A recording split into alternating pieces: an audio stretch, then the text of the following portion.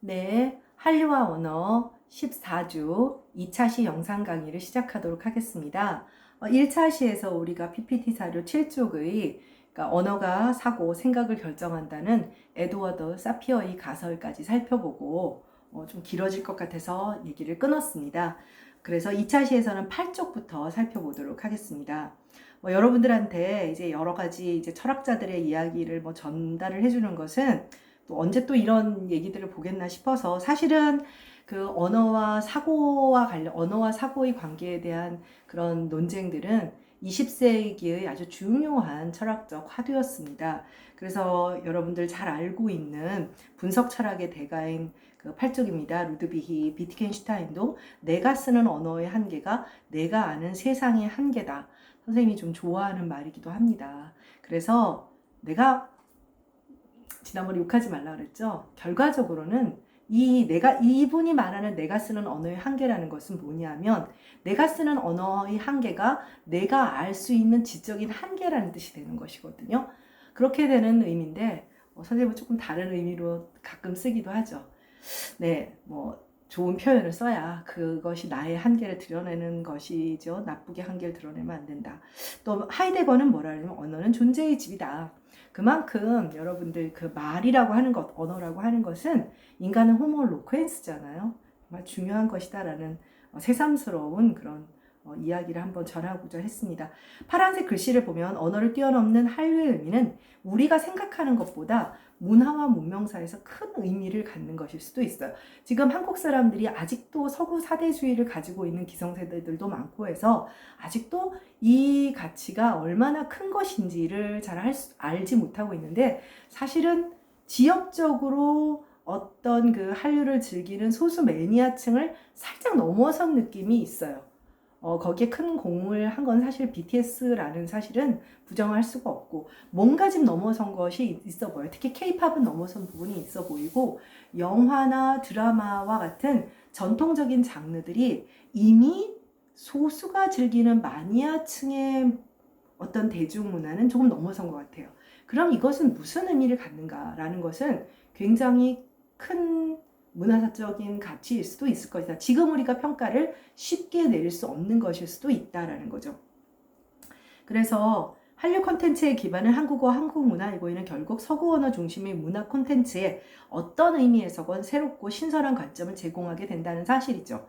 사실 그래서 우리보다 오히려 한류에 대해서는 특히 서구권에서 유럽과 미국에서 더 예민하게 반응하는 부분은 우리는 야 신난다 수준이고 와 우리 걸 알아주네지만 그들은 오해한 질문과 분석을 하고 있는 거죠. 그런 관점에서 우리가 편협하게 국수주의적 한류 확산의 의미를 찾는 것은 전 지구적 관점에서 결코 긍정적일 수가 없어요. 선생님이 계속 말하지만 문화는 문화 상호 존중의 상대주의에 근거했을 때만 진정한 발전적 문화가 나온다는 거죠. 네, 9쪽으로 가겠습니다. 9쪽은 우리가 언어 문화를 생각했을 때 편견이라고 하는 것이 어떠한 것인가를 알려주는 아주 재미있는 영화예요. 그러니까 영화가 너무 재밌다라기보다는 이거는 정말 언어학자에게는 굉장히 큰 의미를 가지고 있는데 왜냐하면 우리는 소수 언어거든요. 사용 인구수로는 이제 지금 인구가 자꾸 줄어서 한 12위, 13위까지 갔지만 메이저 랭귀지이긴 해요. 그런데 우리가 앞에서 민족어냐 국제어냐 했을 때 분명히 우리는 아직 민족어 아득한 옛날 얘기로 느껴지죠? 우리는 아직은 분명히 민족어 수준이에요. 국제어는 아니란 말이죠.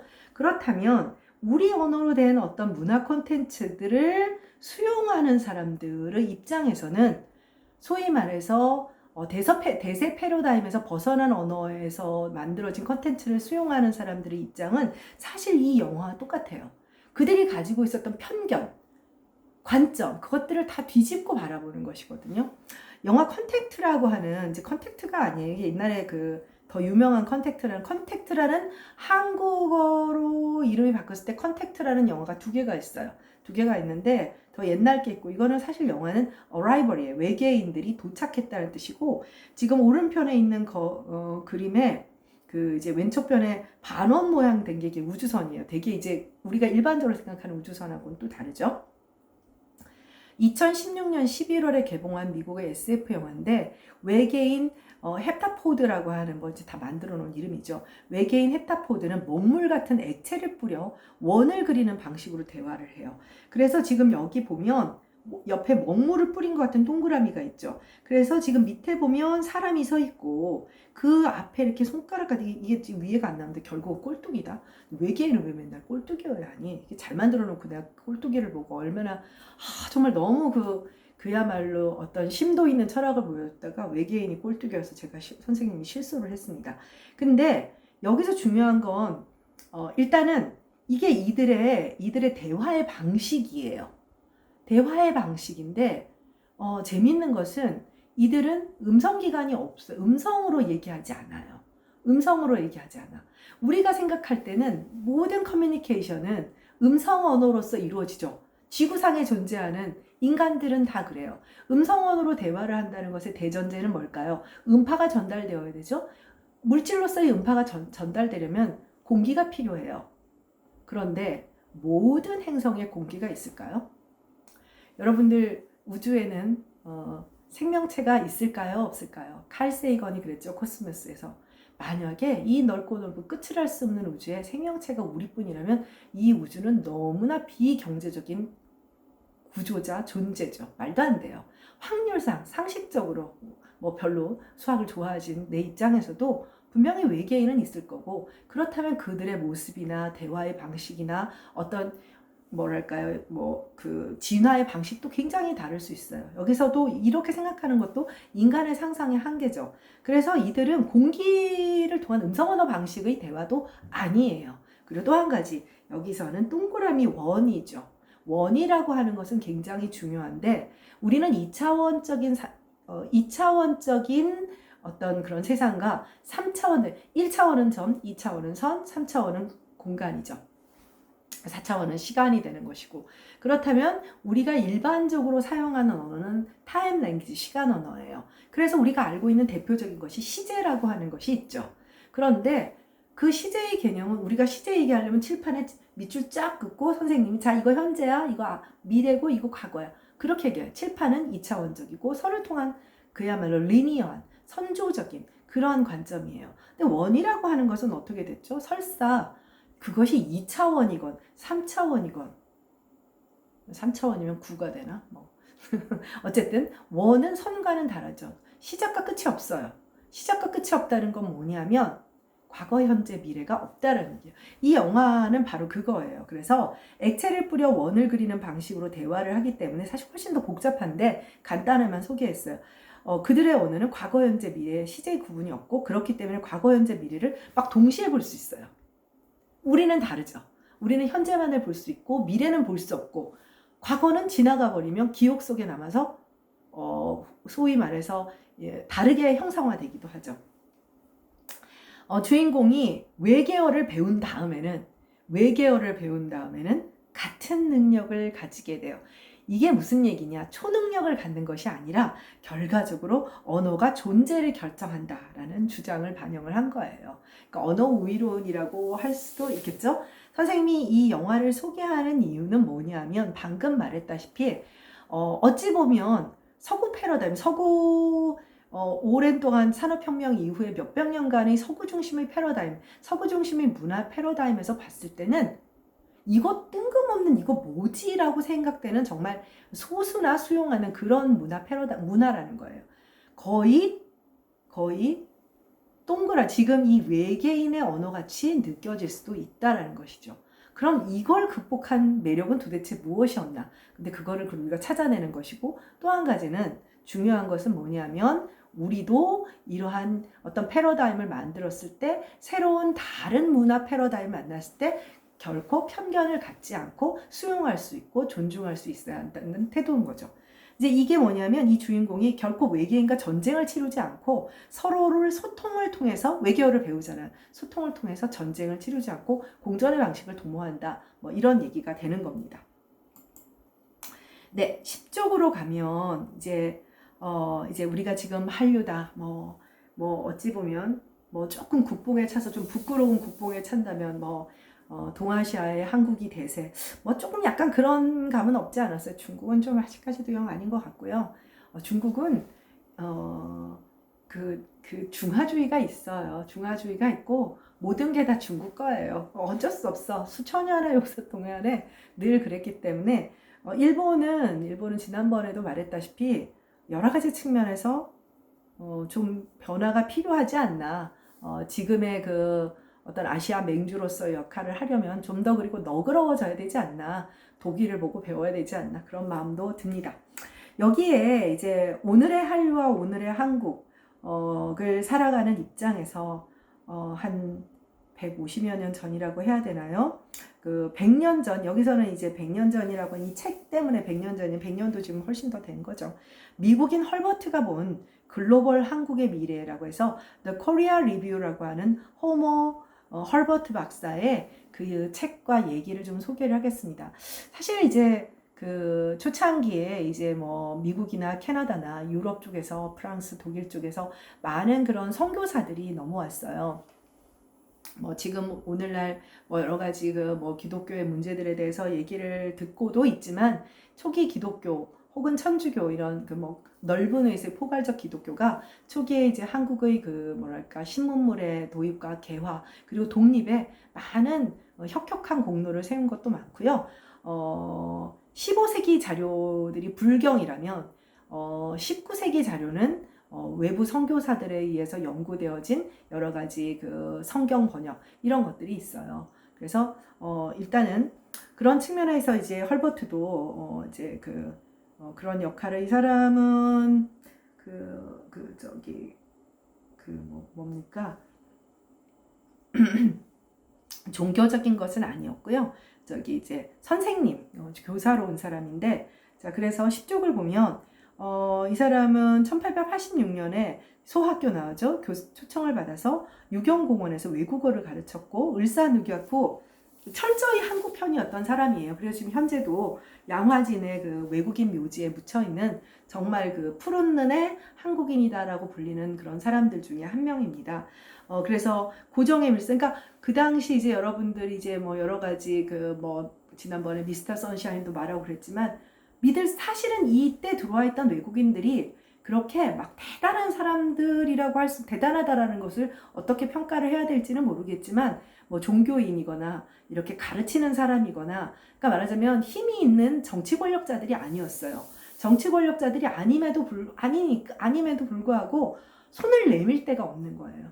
근데 그러니까 이분들이 지금 교사잖아요. 교사니까 가서 힘을 쓸래도 그럼 로비를 하고 막 이렇게 해야 되는데 정말 쉽지가 않은 거죠. 일본은 이미 국가적으로 막 움직이고 있는데 그랬던 것이죠. 그래서 1906년 뭐 고종의 밀서를 가지고 미국에 돌아가서 국무장관 대통령을 면담하는 실패했고 1906년 다시 내한해서 더 코리아 리뷰를 통해 일본의 그 야심과 뭐 야만적 탄압 행위를 폭로하고 헤이그 밀사 여러분들이 잘 알고 있는 헤이그 밀사 그러니까 한국 대표보다 먼저 헤이그에 도착해서 꾸리에 델라 콩페랑스 이제 콘퍼런스라는 뜻이에요. 대표단의 호소문을 쉽게 하는 등 나름대로 정말 이제 정말 애쓴 사람이에요. 그래서 또 1908년에 이제 한국에 가는 그러니까 최대한 이제 자기가 할 수 있는 일은 뭐냐 이제 서구에 알려야 된다. 일본이 정말 말도 안 되게 뺏어갔다. 이 사람들을 도와줘야 한다라는 그러한 입장을 계속 자기의 기준에서 이제 애쓴 것이죠. 그래서 결국 어떻게 됐겠어요? 뭐 3.1운동 지지하고 그러니까 축출이 됐겠죠. 일제에서 1949년 대한민국 수립 후 국빈으로 초대를 받고 거의 이제 아픈 상태로 나이가 들어서 이제 내한을 했고 결국 한국에서 병사해서 양화진 외국인 묘지에 묻혔어요. 1950년 외국인 최초로 건국 훈장 독립장이 추서되었죠. 저서로는 The History of Korea 뭐 이런 책들이 있고 이제 여기 소개를 굳이 이제 헐버트를 소개하는 이유는 뭐 정말 소개할 사람들은 정말 많지만 이 사람은 최초로 우리나라 이제 그 지리 교과서를 쓰기도 한 사람이에요. 그래서 흔히 이제 헐버트 박사를 한국인보다 한국을 더 사랑한 외국인이라 말하고 뭐 띄어쓰기도 적극적으로 도입하고 순한글 교과서도 만들고 3인필지라고 하는 혹시 이제 한국사 준비하면 좀 기억해두면 필요해요. 뭐 대기업 가려고 하면 한국사 시험 다 봐야 되니까 또 최초로 아리랑 체록을 하고 막 수수께끼 수집도 하고 정치 활동에 기본적으로 이 사람은 선생이기 때문에 이런 작업들을 많이 했고요. 1906년입니다. 지금으로 따지면 어떻게 됩니까? 200년 전이라고 해야 돼. 100년, 100년, 200년 전이 100몇 년 좀 지났죠. 여기서 더 코리아 리뷰 헐버트가 꿈꾼 1975년의 한국. 그러니까 자기가 1975년에 살아있을 가능성이 별로 없잖아요. 이 사람이 1863년생인데 그러니까 1863년 자기가 당연히 살아있진 않는 그런 그 미래를 꿈꾸며 미래의 한국이 이랬으면 좋겠다는 그런 글을 남겼는데 정말 그렇게 된 것 같아요. 그래서 여러분들한테 소개해주고 싶어가지고 이 사람이 헐버트가 꿈꾼 1975년의 한국 ABG to 서울 이렇게 썼어요. 그래서 주정뱅이가 없고 범죄 소식이 없는 경건한 문화, 자기 직분에 충실하고 스스로를 사랑하며 이방인을 반대하는 다정한 사람들, 물질적인 발달보다 물론 정신적인 발달에서 이 고요한 아침의 나라 수천만보다 더 계몽된 나라가 없으며 더 진보적인 민족이 없다. 이런 얘기를 써줬죠.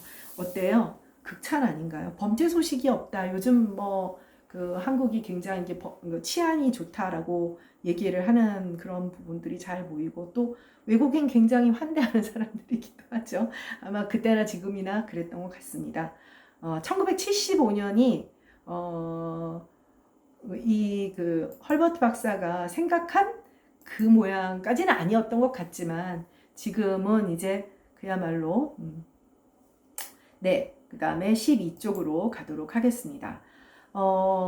이거는 이제 중앙일보의 송은이라고 하는 유명한 칼럼니스트가 작년에 이제 쓴 글인데 이때 이제 미나리가 아니죠. 이때는 그 기생충 BTS 빌보드 이제 그런 것들이 나오면서 이제 단순히 이제 케이팝만 그런 것이 아니라 여러 가지로 되니까 그리고 이제 이 송호근 선생이 여기에 이제 뭐였냐면 그 이미경 씨, CJ 이제 그 기생충을 제작한 그 이미경 씨를 유학생 모임에서 만났을 때 본인이 굉장히 냉소하면서 바라봤대요. 돈 좀 있다고 엔터 사업 한다고 이런 굉장히 그런 날라리들의 이런 그런 느낌으로 바라봤다는 거죠. 그래서 자기 스스로를 반성하는 거예요. 사실은 선생님이 보기에도 선생님도 좀 반성하는 부분이 있는데 대중문화 산업에 대해서 냉소적이었던 엘리트 모범생들의 오만과 편견.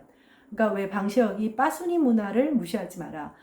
한류를 대단하다 생각하고 거기에서 오는 어떤 수익 창출에 대해서 모두 바라면서 그것을 만들어내는 그 기본적인 이제 빠순이 문화를 그렇게 오로지 부정적으로만 보지 마라. 그러니까 우리가 흔히 덕질이라든지 이런 부분들에 대해서 부정적이니까 방시혁이 그런 얘기를 하기도 했습니다. 그래서 이 송호근 씨도 그러한 반성을 한 거죠.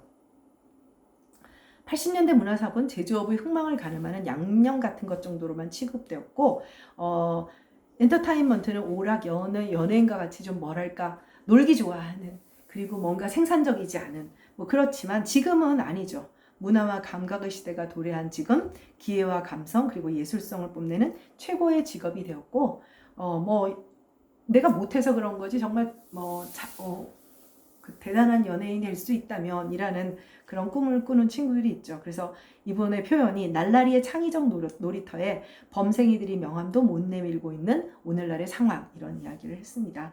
그래서 선생님도 한류와 언어를 하면서 여러분들도 새롭게 보는 관점이 조금이라도 있기를 바라는 마음으로 이 강의를 하지만 선생님 스스로 뭐랄까요? 내가 가지고 있는 내 나이가 갖추는 어떤 선생님은 전형적인 범생이죠.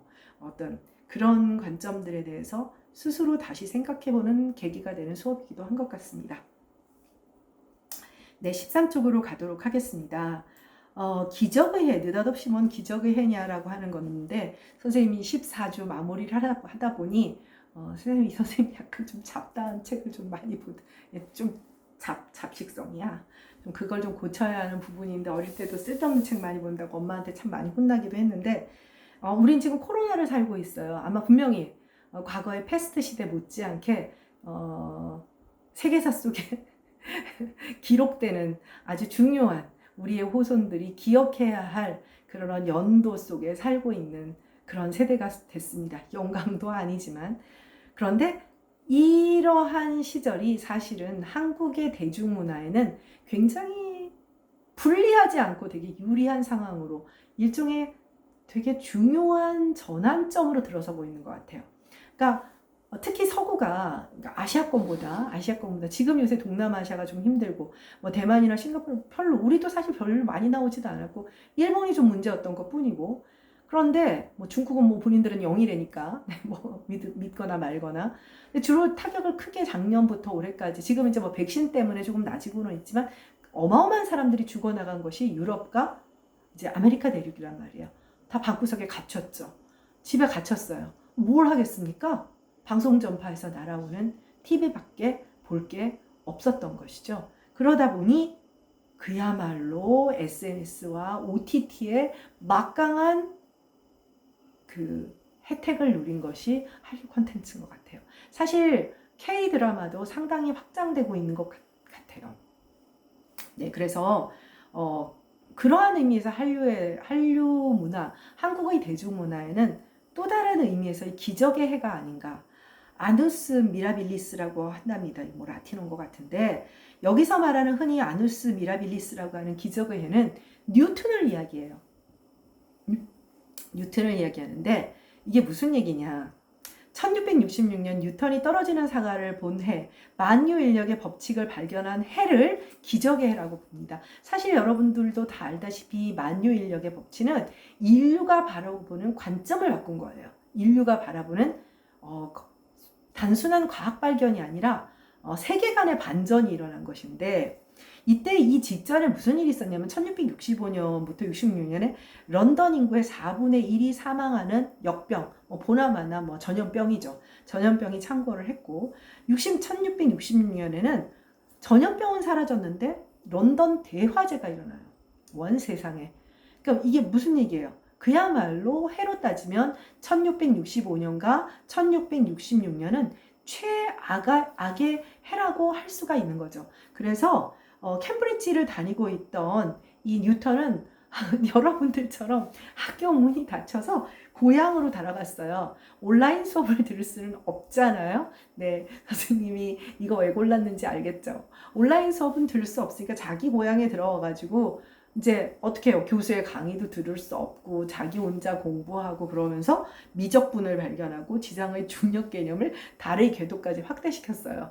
여러분들 지금 웃었죠? 아니 뭐라는 거야. 코로나 시절에 우리 보고 뭘 발견하라는 거야. 뭐라는 거야. 근데 사실 어떤 의미에서 우리가 많은 것을 잃기도 했지만 단 한 번도 생각해보지 못했던 이런 수업 방식이라든지 여러분들도 이 클래스를 이렇게 뻔질나게 드나드는 것을 생각해보지 못했잖아요. 우리는 분명히 혁신의 시대로 들어온 거예요. 혁신의 시대에 들어온 것이고 아마 선생님처럼 나이가 많은 세대들도 이런 어떤 코로나 시대가 정말 우리로 하여금 끔찍한 폐해를 주고 있지만 앞으로 살아남는 나머지 시간에 젊은 세대들과 소통을 하고 신문물을 접할 수 있는 중요한 기회일 수도 있었겠죠.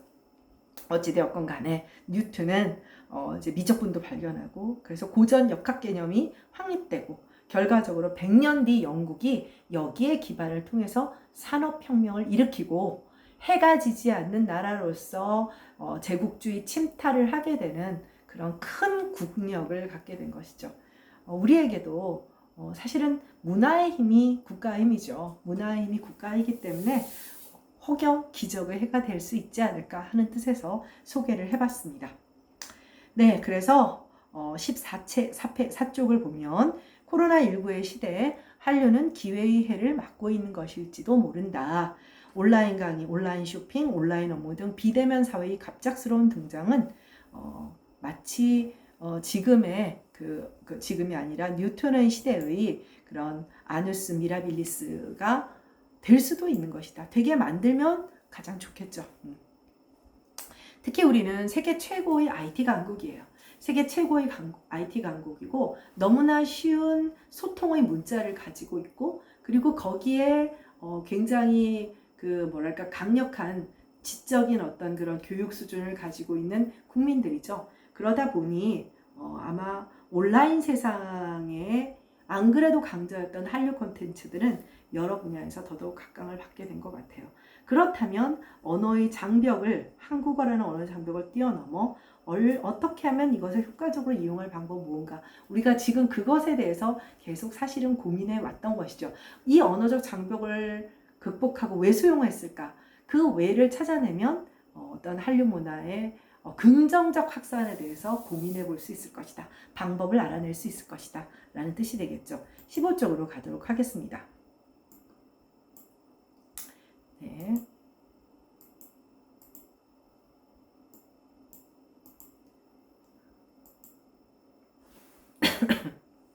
15쪽. 아까 선생님이 그 상상력이라는 말을 했어요. 상상력. 결과적으로는 우리가 이 수업의 마지막에서 결론적으로 얘기할 것은 콘텐츠의 창의력과 그리고 세련된 기술력밖에 없어요. 그러니까 우리가 그 K-팝이 좋은 이유는 뮤비가 너무 세련됐잖아요. 잘생긴 애들, 예쁜 애들 나오는 애들 뮤비 너무 세련됐고 춤도 너무 잘 추고 그다음 막 배경 화면이라는 것도 너무 멋지고 노래도 좋은데 아니 그렇게 좋은 걸 왜 안 들어? 한번 생각을 해보세요. 어느 날 한국 사람들이 가요만 주로 듣게 된 거는 초기에 선생님 세대는 안 그랬다 했잖아요. 분명히 더 놓은 양질의 컨텐츠이기 때문인 거예요. 자, 그래서 결과적으로는 그 컨텐츠가 가지고 있는 창조성, 창의력 이런 것들인데 이것은 상상력에서 비롯된다. 상상력이 가장 중요하다. 근데 선생님도 사실은 코로나 시대에 알베르 까미의 페스트를 다시 꺼내 읽었어요.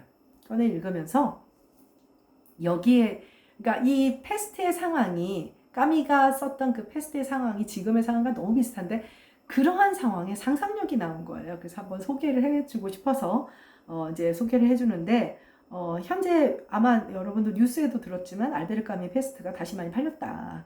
그리고 페스트에 창궐로 봉쇄된 프랑스의 오랑이라는 도시의 이야기고 주인공인 의사 리웨가 도지사와 통화를 하며 의사가 주인공이에요. 도지사와 통화를 하며 좀 더 적극적인 중앙 정부의 지원이 있어야 된다고 막 주장을 해요. 그러니까 이제 여러 가지 이제 코로나 상황에서도 갈등이 있는 것 같은 거죠. 도지사는 정치적으로 미온적인 태도를 보여 이제 정치인들은 항상 이것도 이용해야 되니까 리에가 화가 나서 전화를 끊으려 이렇게 말을 해요. 명령이라니 상황에 대한 상상력이 필요한 이때에 명령이라니 이미지네이션 상황에 대한 상상력 사실 이게 이제 그 불어 표현으로 이제 이마지나스용으로 되어 있어서 그런 것이지 따지고 보면 이게 어떻게 더 퍼질지 어떻게 전개될지를 지금 현 상황이 아니라 좀 더 추론적 상상력을 발휘해 보라는 그런 뜻이에요. 근데 굉장히 논리적인 상황에서조차도 상상력이라는 표현을 생각했어요. 프랑스 문학의 묘미라고도 생각할 수 있고 통계 수치나 객관적 사실을 넘어 진실을 알기 위해서는 오히려 상상력이 필요하다는 얘기다. 그러니까 천재지변과 전염병의 창궐에도 인간에게는 진실에 다가가기 위해서조차 상상력이 필요하다. 네, 그래서 지금을 기회의 기회로 만들기 위해서는 전염병의 방역뿐 아니라 모든 기회에서 상상력과 그에 근거한 창의력이 필요한 것은 아닐까. 네. 그게 선생님이 한류와 언어를 진행하면서 얻었던 결론이었던 것 같아요. 상상력이 없는 사람이라. 네, 17쪽으로 가도록 하겠습니다. 네, 아니 16쪽입니다. 네, 지금 15쪽 했고 상상 창의력이 필요하다. 네, 16쪽. 네. 16쪽은 서양 우월주의의 종언. 글쎄요, 뭐 종언을 했다고까지 우리가 얘기를 할 수 있을는지는 모르지만 지금 백신으로 다시 미국이 살아나기는 했어요. 근데 요번에 그 한미 정상회담을 통해서 여러분이 느낄 것은 뭐냐면 어떤 국가든 모든 분야의 탑일 수는 없어요. 스위스 하면 시계가 떠오르죠. 이태리 하면은 뭐 패션 브랜드들이 떠오르는 것처럼 우리는 이번에 한미 정상회담에서 이제 반도체를 주고 그쪽에서는 바이오를 이제 백신을 준 것이죠. 근데 사실 이것만 해도 여러분들이 한류와 언어를 통해서 거의 이제 초창기 그야말로 일제강점기부터 거쳐온 결과 어떻게 보면 1대1로 교환할 수 있었던 수준에 올라온 것도 참 대단한 거라고 할 수가 있어요. 반대초라고 하는 것이 뭐 단순 제조업이 아니잖아요. 아주 첨단이고 바이오도 첨단이지만 우리가 제공하겠다고 한 것도 첨단인 것이죠. 네, 근데 작년은 사실은 미국과 유럽이 백신도 개발이 안 된 상태라 정말 처참했죠. 사실 미국과 유럽이 주도한 지난 200년의 국제 질서가 완전히 붕괴된 해고 사실은 그 권위가 아직 회복되었다고 볼 수는 없어요. 회복되었다고 볼 수는 없습니다. 그래서 코로나19의 무차별 공격으로 미국과 유럽 중심의 권위와 질서가 흔들리고 동양적 가치와 경제력 그리고 문화적 역량의 부상으로 동서양 문명의 대충돌이 향후 불가피할듯하고 현재도 지금 그 중국과 미국의 대립 양상이기 때문에 그렇게 될 가능성은 큽니다. 영국의 가디언지는 이런 이야기를 했어요. 서양이라는 브랜드의 아우라가 바랬다. 코로나는 서양에서 동양으로 힘과 영향력을 급속히 전환시킬 것이다. 그 근거는 다음과 같다. 첫째, 초라한 미국 우선주의로 인한 리더십의 실종. 과거에는 절대로 궁극적으로는 미국의 국익을 위한 것이지만 그렇지 않았었거든요. 트럼프는 특히 그랬었죠. 뭐 지금 바이든도 다르지는 않지만 둘째, 유럽 G7의 허상, EU의 무력함, 의료 복지의 와해. 여러분들 지금 이제 그 GDP 랭킹이 지금 스페인하고 이태리, 그리스는 애시당초 우리 미치고 우리가 올라선 걸로 알고 있는데 어찌되었건 간에 우리도 충격을 받았죠. 스페인이 저럴 수가, 이태리가 저럴 수가 말이 돼? 모두 놀라지 않았나요? 네. 그 다음 동양의 재발견, 코로나 시대의 방역과 아시아적 가치, 그리고 동서양 경제 규모의 대등함을 통해서 사실은 이제 서세 동점의 시대, 산업혁명 이후, 그러니까 특히 이제 17세기, 18세기 이후, 이제 그런 기미가 보인 것은 이제 대항해 15세기의 포르투갈 이사벨 여왕의 대항해 시대로부터 비롯되었다고 할 수는 있지만 거의 17, 18세기 이제 산업혁명 이후 이제 제국주의 식민지 침탈 시대 이후로 서세 동점이라고요. 서양의 세력이 동양을 점령한다. 그러한 시기는 막을 내리고 있는 것이 아닌가라고 볼 수 있습니다. 네, 17쪽으로 가겠습니다. 네, 순수 예술의 한류가 가능할까라는 얘기만 하고 2차 시를 마무리하겠습니다. 문학, 미술, 음악 등 순수 예술 분야의 한류 가능성이 있겠느냐? 아직은 그렇다고 볼 수는 없습니다. 신경숙이나 한강 이후 싹트는 문학 한류가 그나마 좀 기미는 있다라고 할 수가 있어요. 그래서 뭐 한국문학 수입 전문 출판사가 생기고 국내 출판사가 직접 작품 세일에 나서기도 하고 있고 외국 출판사 간의 수입 경쟁이 붙기도 하는 작품들이 있어요. 서미애 작가라는 사람은 선생님 이분의 작품을 읽어보지는 못했습니다만은 추리소설 전문인데 우리나라가 추리소설을 별로 인정을 안 해줍니다. 그래서 94년에 이렇게 스포츠 신문에 단성이 되고 장르 문학을 홀대하는 문단의 엄숙주의라고 하죠. 문단의 엄숙주의 때문에 좀 이제 국내 평단에서 좋은 평가를 못 받았지만 2010년 잘 자요 엄마라는 판권이 14개국에 팔렸다고 합니다. 네. 그래서 K3러 장르 문학을 전문적으로 출간하는 프랑스의 출판사가 있기도 하고 한국 문학만 전문으로 번역하는 네덜란드인 그런 옥스퍼드 출신의 작가가 있기도 해요. 그러니까 영어를 거치지 않고 이 사람이 한국어를 하는 거예요. 한국어를 한다라고 했을 때 오랄 랭귀지를 꼭 잘한다고 착각할 필요는 없어요. 여러분들 영어를 꼭 오랄 랭귀지를 유창하게 안 해도 번역을 잘하는 사람들은 있거든요. 근데 이 네덜란드어로 그러니까 대개의 경우로 영어를 거치는데 이런 경우가 있고 18쪽으로 가도록 하겠습니다. 한국 문학에 대한 달라진 이상의 시작점은 2011년 신경숙의 엄마를 부탁해 그리고 괄목하는 성장은 여러분도 알다시피 2016년 한강의 채식주의자지만 아직은 한류 콘텐츠다라고 얘기하기에는 아직은 마이너입니다. 그래서 지금 이 수업을 듣는 친구 중에 약간 이제 문예 창작 쪽에 관심 있는 친구들은 한류와 언어 이걸 좀 기대했을 수도 있을 것 같아요. 근데 아직은 순수 문학 작품들이 한류 콘텐츠라고 하기에는 한계가 있는 것 같습니다. 2차 시 수업은 여기서 마치도록 하겠습니다. 수고했습니다.